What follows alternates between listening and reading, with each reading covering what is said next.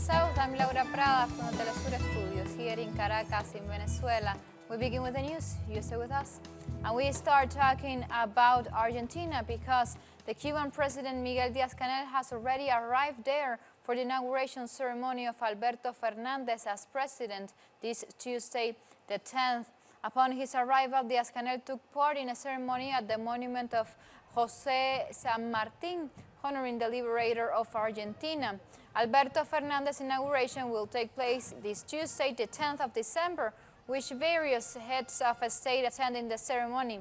Díaz-Canel was the first leader to arrive in Buenos Aires ahead of the event.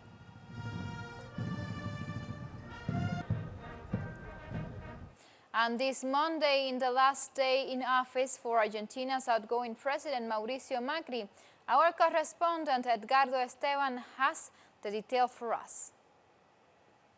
Te saludamos y saludamos a la audiencia de Telesur. We're at the end of a cycle here in Argentina with the last day of President Mauricio Macri's government. He's not made any self-criticism in his final appearances, and that includes a 45-minute documentary shown yesterday in which Mauricio Macri presented the key moments of his presidency, but it didn't acknowledge the profound crisis in which he leaves Argentina. One symbolic sign of the change can be seen here in the Plaza de Mayo. They've taken down the barriers that separated the square, where the mothers of the disappeared, for example, always marched, from the presidential palace behind. So today, it becomes once again a square for all the people. And this shows the expectations here for the swearing-in of Alberto Fernandez, which will take place tomorrow at 11 a.m. in the Congress. After that, at 6 o'clock in the evening, there will be a party for the people here in the square, with both Alberto Fernandez and Cristina Fernández de Kirchner taking part, to celebrate the beginning of this progressive government, which is generating so many expectations amongst the people of Argentina.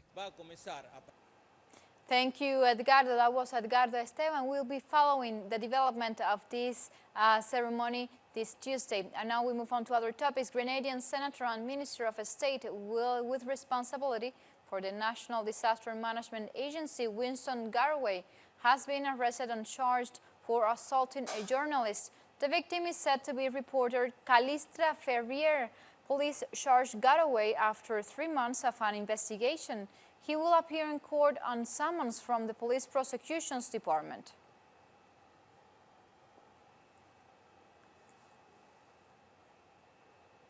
And we stay in the Caribbean and we go to Dominica because, as you all know, last Friday they underwent these general elections and life is getting back to normal there after the tense election campaign last week. The Labour Party won a sweeping victory on Friday and giving Prime Minister Roosevelt carried a third term in office as Prime Minister. All the observer missions, including that the Organization of American States, said the vote was free and fair.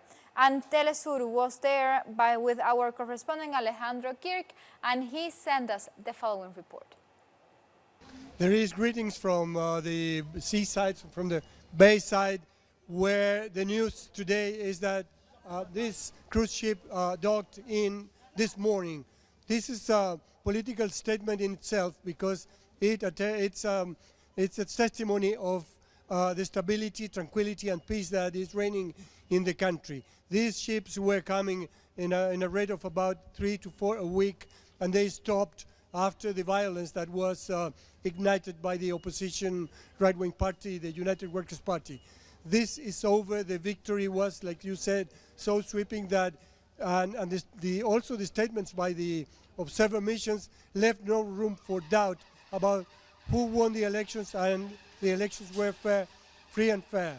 So the city, the small town of Rousseau is blooming again today. Vendors are selling their stuff all around the ship, this bayside, where many of them are putting up their tents. They're selling T-shirts, they're selling food. The visitors are enjoying the island, touring it, going to the falls, going to nature, which is, the attractions of this island. And also this reinforcement of self-assurance that the country is at peace and that this important source of income for Dominica will keep coming in, and there will be no more disruptions. That is at least the hope that we have for now. Obviously, the conspiracy against Prime Minister Skerrit is still going on. They want him out, and they will keep trying from abroad, from the external sources that they have, to try to overthrow him. But so far, it doesn't look like that's going to be very easy. Thank you, Alejandro. That was Alejandro Kirk, our special correspondent to Dominica. Now, with this information, we make a very first and short break. Follow us on Twitter at Telesur English and on my account, as you are seeing it, at Laura de Telesur. We'll be right back.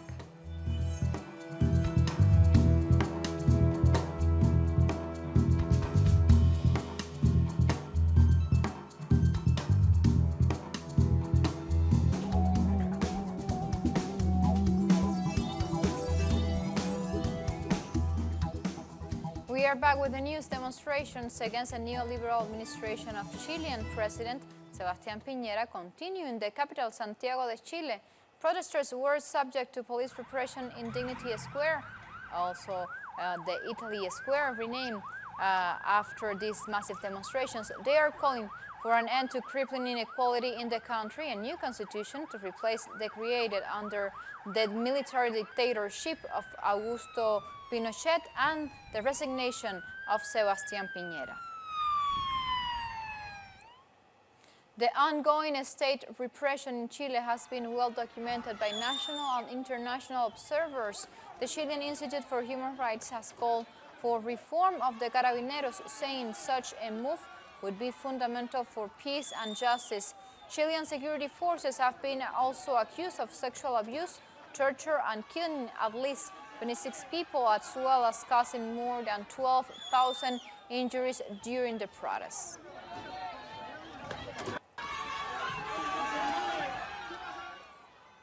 And the main streets of Bogotá in Colombia turned into a giant stage at the weekend where famous Colombian musicians performed in support of the national strike that has lasted for more than 3 weeks now. More protesters and stoppages are planned for the coming days. This is where people usually come to practice sports on Sundays.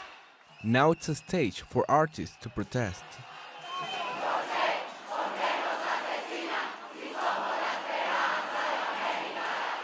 In this song for Colombia, actors and more than 40 groups, including well-known singers, joined the national strike. We are here as a part of a strike, giving courage to it, believing that if we unite, we are stronger. We must unite to fight, because we want a better country, a better present for everyone. Thousands have come to accompany them. They are expressing their dissatisfaction with the situation in the country and with politicians who they believe are undermining peace, like the former president Álvaro Uribe.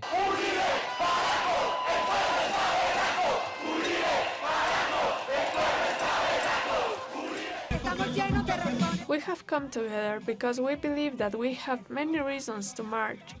We believe that the protest is just because it is not a matter of the right or left, or of political parties. We are here for dignity, because we believe that people have to be heard. Artists and citizens demanding better health and education, and no more murders of social leaders. No more violence. The mobile stage traveled 7 kilometers, raising their voices through music. We want the government to adopt a different attitude. We want people who are willing to listen and change things, because the people are asking them in a peaceful and non-violent way. In this way, we support what is going on and want to keep people's spirits up. There is no sign of the strike coming to an end. New demonstrations are planned in the coming days. With pot-banging pans and other protests, demanding respect for human rights, the environment, diversity, and economic improvements. And we go beyond Latin America and the Caribbean frontiers. On Saturday, Gambian President Adama Barrow announced that he would punish human traffickers was crying the death of 60 European migrants who drowned in Mauritania when they were on a capsized boat.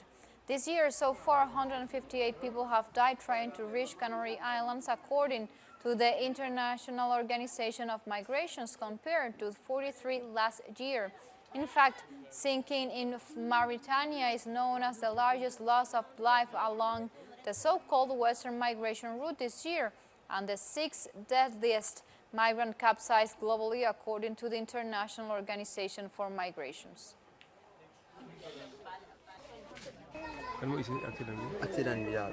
We ran out of food and fuel, and we did not know where to go. And so we wanted to anchor our boat, and the waves hit the boat as we were trying to anchor. So the boat tilted toward one side. We have a very serious tragedy in the village here. I will not allow him to embark on this kind of trip again. His father was crying until he returned today. I was really worried that something happened to him. 2 people have been rescued on Sunday, 2 days after being buried in a 6-story building collapse in Nairobi, Kenya. The death toll has risen to 10 as search teams continue to look for survivors. Reports say people trapped in the debris were screaming for help, but the sounds of their voices died down as time passed. And the governor of Nairobi, Mike Sonko, has appeared in court to answer corruption charges leveled against him. Sonko pleaded not guilty to over 30 charges of money laundering, receiving bribes, and conflicts of interest. He is the latest top official to be charged on corruption in Kenya and is alleged to have benefited from a 3.5 million irregular procurement transactions when President Uhuru Kenyatta was elected into office in 2017. He vowed to fight corruption, and several officials have so far been charged. Thousands of Algerian youths have continued to protest against the ruling elites and upcoming elections. The youths are not happy with the holding of elections scheduled for the 12th of December, since most of the candidates come from old administration.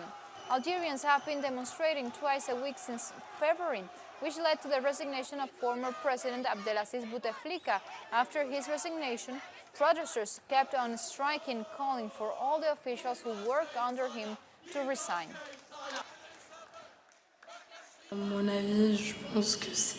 I think it's a continuity of the system, since the heads are the heads of the old system that was rejected by the population. Moreover, it's empty political programs. So here we talk about things that are unachievable. With our economy, it's like selling dreams to little kids.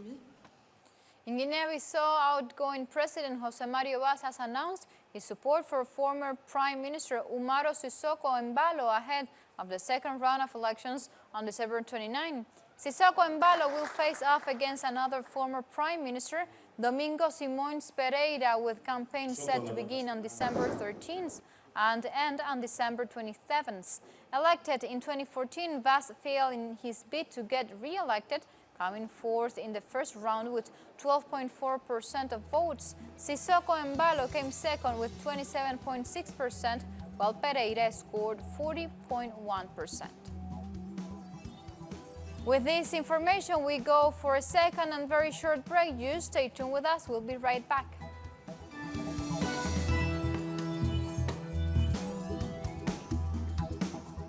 Back with our news. As part of the ongoing protests in Lebanon, a demonstration took place outside the home of lawmaker Faisal Karame, who is a harsh critic of outgoing Prime Minister Saad Hariri. Demonstrators shuffled with the lawmaker bodyguards during the night as they demanded an end to the rule of a political elite that has run the country since 1975 till 1990 civil war. Nearly half an hour after the scuffles began, Lebanese troops intervened to separate the two groups. At least one person was injured. Meanwhile, in downtown Beirut, protesters denounced the postponement of parliamentary consultations made by President Michel Aoun, which were supposed to take place earlier in the day this Monday. The country cannot bear the postponement of parliamentary consultations. We demand an independent government that can solve the current economic crisis and the staging of early parliamentary elections, because the people have lost their trust in the ruling parties. And this Monday, as we were saying, Lebanese President Michel Aoun postponed the beginning of parliamentary consultations ahead of the upcoming elections on December 16th to elect a new prime minister. We have more details about this decision with our correspondent Lianet Cruz from El Cairo in Egypt. Welcome, Lianet.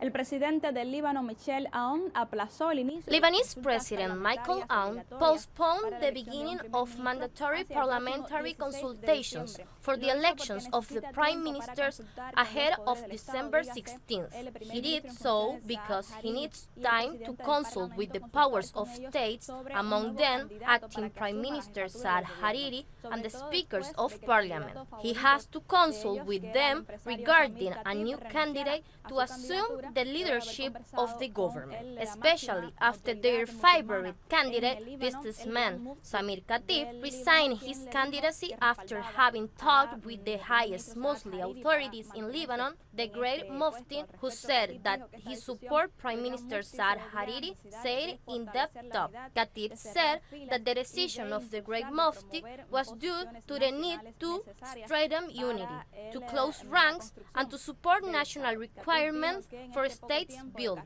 Khatib said that in his brief political career, he had the transit without charges of conscience. For 2 weeks, he met with several interested parties. He also stressed that there were people who unfairly unleashed a campaign against him. This brings Saad Hariri back to the center of political debates. We will see whether he will be presiding over a government composed of technocrats and politicians, as some of the main political groups in this country, including Hezbollah and President Aoun would like, or if he persists in his policy of running a cabinet composed solely of experts and ministers. Meanwhile, protesters continue in the streets taking aim at this state's decision, all because, in a general sense, none of them responds to their main demand, which is a radical change in the Lebanese political system. Since yesterday, several organizations of people's movement in Beirut and Tripoli called a general strike, which was not carried out in full. Therefore, in various sectors of Beirut, life remained as normal. Even in Tripoli, schools and universities went to strike, but state institutions and banks remain open. Thank you, Lianet. And hundreds have protested outside India's parliament on Monday over the government's legislative proposal to give citizenship to religious minorities from neighboring countries, but not Muslims. The Citizenship Amendment Bill provides that Hindus, Sikhs, Buddhists, Jains, Parsis, and Christians fleeing persecution in Muslim majority Afghanistan, Bangladesh, and Pakistan can be granted Indian citizenship. Currently being debated, Muslim organizations believe it forms part of Prime Minister Narendra Modi's agenda of marginalizing India's 200 million strong Muslim minority. It is a claim Modi denies.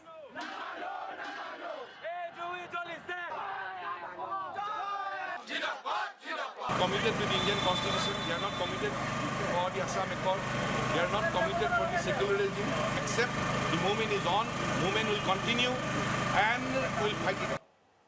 And shops, schools, and offices were shattered in Palestinian city of Hebron, and protesters clashed with security forces on Monday. Demonstrators are opposed to a plan to expand Jewish settlement activity in the flashpoint city. Fatah, the party of Palestinian Authority President Mahmoud Abbas, called for the strike on Saturday to confront the settlement offensive targeting the city and its old town. Last week, Israeli Defense Minister Naftali Bennett ordered his office to begin the planning process to convert a former Palestinian market into settler housing, potentially doubling the number of Israelis in the West Bank city. We move on for information. We go to Bosnia, where authorities are moving migrants living in Vukovar to nearby camp deemed unsuitable for human habitation by European Union officials and international human rights organizations. Authorities say migrants will receive humanitarian aid at the Wuha camp, despite an announcement made by Bosnian security minister last week that it would be closed. Migrants in the camp have been protesting against the conditions and being moved further away from the border with Croatia, where they hoped they would eventually continue their journey on the countries in the European Union. And at least 5 people are confirmed dead and 8 remain missing after a volcanic eruption hit a New Zealand tourist destination. About 50 tourists were believed to be on the island when the eruption happened. 23 were rescued, and it is feared no one else survived the eruption. A no-fly zone has been declared over the area. Like this, we come to the end of News of Brief, but remember, you can find this and much more other information on our website, telestroenglish.net, where you can read opinion articles, watch special interviews, and find so much more material that we produce especially for you. And of course, there you can find all the information related to the proclamation as president of Alberto Fernandez in Argentina this Tuesday the 10th. And of course, do follow-ups to the ongoing coup d'etat in Bolivia, social protests in Chile, in Colombia and Ecuador, among other informations beyond Latin America and the Caribbean frontiers. So of course, you always continue with us with Telesur, connecting our global thoughts. Until next time, thank you for watching.